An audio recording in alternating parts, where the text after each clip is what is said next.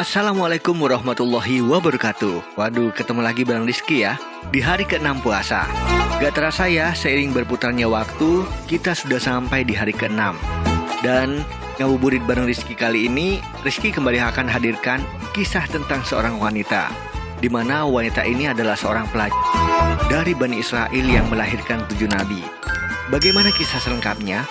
Sambil menunggu berbuka puasa, Rizky akan hadirkan untuk kalian. Ngabuburit bareng Rizky. Selamat menyaksikan.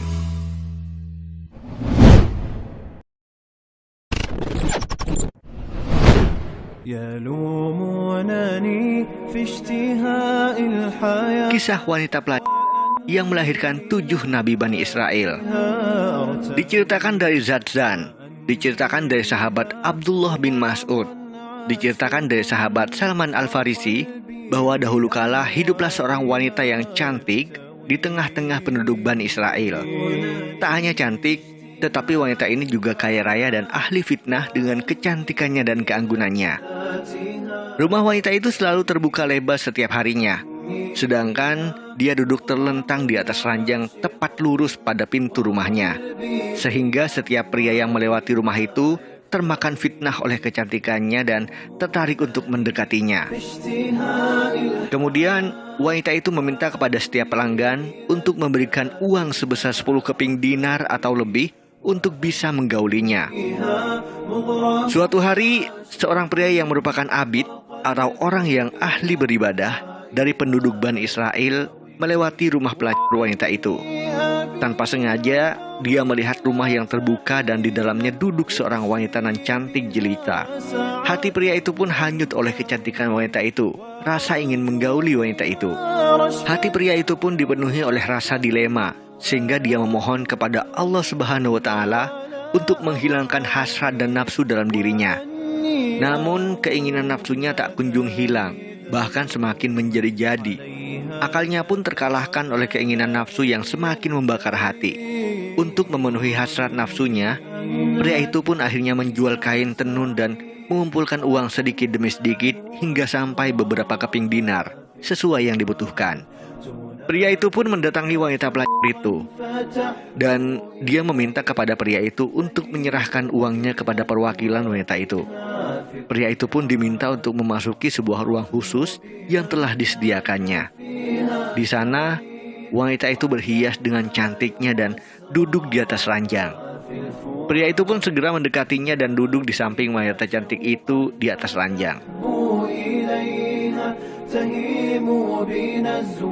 Tak lama kemudian, wanita itu pun membeberkan badannya sambil terlentang dan siap untuk dimangsa.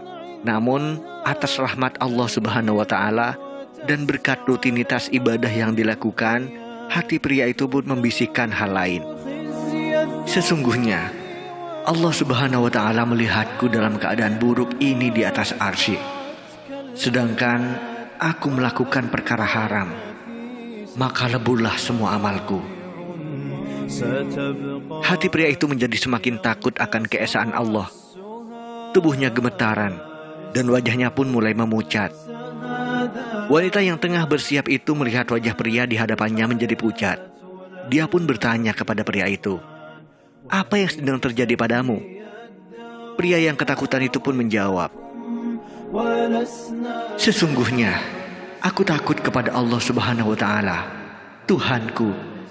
Maka izinkanlah aku untuk keluar."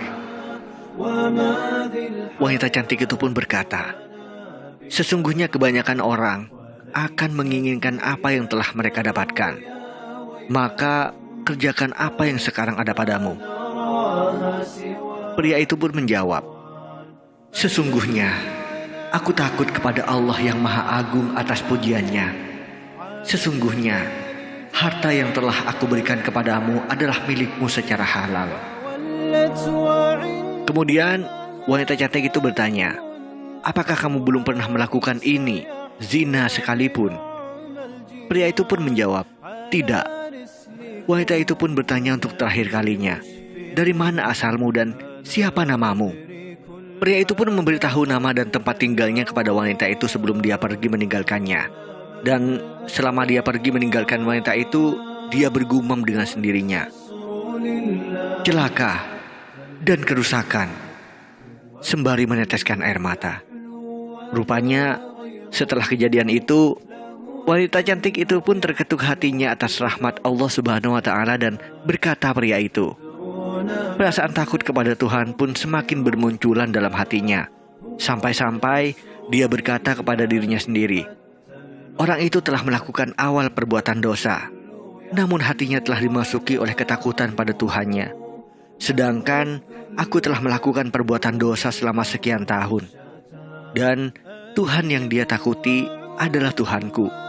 Maka seharusnya ketakutanku lebih besar daripada ketakutannya. Saat itu pula wanita itu pun semakin sadar dan semakin takut kepada Allah Subhanahu wa Ta'ala. Dia menutup pintu rumahnya. Dia mengenakan pakaian yang kusut nan lama sebagai bentuk kehinaan diri dan mulai melakukan ibadah atas kehendak Allah Subhanahu wa Ta'ala. Wanita itu pun mulai berpikir dan berkata pada dirinya sendiri, sesungguhnya jika aku bisa menemui pria itu, mungkin dia bisa menikahiku dan aku ada di sisinya. Aku akan belajar darinya tentang perkara agamaku, dan dia bisa menjadi penolong bagiku untuk melakukan ibadah kepada Tuhanku. Atas izin dan rahmat Allah Subhanahu wa Ta'ala, wanita cantik itu pun pergi untuk mencari pria yang telah menyadarkan dirinya dengan membawa beberapa bekal dan harta dalam perjalanan. Sampailah dia pada perkampungan tempat tinggal pria itu seperti apa yang telah dia tanyakan pada pria itu di tempo hari. Wanita itu pun menanyakan tentang keberadaan dan tempat tinggal pria itu kepada para penduduk desa. Mereka pun mengantarkan wanita itu untuk menemui pria itu. Sesampainya wanita itu di depan rumah pria itu, penduduk desa memberitahu bahwa ada seorang wanita datang dari jauh mencarinya. Pria itu pun keluar dari dalam rumahnya untuk menemui seorang wanita yang mencarinya. Sedangkan wanita itu pun membuka cadar agar pria itu mengetahui dirinya. Namun, alangkah begitu terkejutnya bahwa wanita yang mencarinya adalah seorang pelacur waktu itu. Pria itu mengingatkan tentang apa yang hendak terjadi antara dirinya dan wanita itu. Seketika itu pula, pria itu menjerit keras kemudian tubuhnya jatuh tersungkur di atas tanah. Yah, pria itu pun meninggal dunia saat itu pula. Setelah proses pemakaman selesai, wanita cantik itu pun masih terlihat sedih. Dia datang jauh-jauh untuk tujuan baik demi menemui pria itu. Namun saat itu, pria itu meninggal dunia. Kemudian wanita itu pun bertanya kepada para penduduk, apakah dia memiliki seorang keluarga yang membutuhkan istri? Para penduduk desa pun menjawab kepada wanita cantik itu, dia memiliki seorang saudara yang soleh, tetapi sengsara dan tidak memiliki harta. Wanita itu dengan senang hati berkata, tidak masalah, karena sesungguhnya aku memiliki harta yang cukup untuk kita.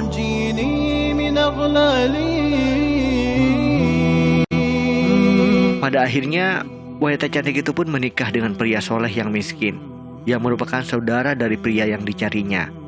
Dari pernikahan keduanya, Allah Subhanahu wa Ta'ala mengaruniai 7 keturunan, yang mana 7 keturunan mereka merupakan nabi pada masa Bani Israel. Hal ini dikarenakan berkah dari ketaatan, niat baik nan tulus, dan keteguhan hati untuk bertaubat dan kembali kepada Allah Subhanahu wa Ta'ala. Wallahu a'lam bishawab. Sampai jumpa di konten berikutnya. Wassalamualaikum warahmatullahi wabarakatuh. Selamat menunaikan ibadah puasa. إلى جزع تشده ومضة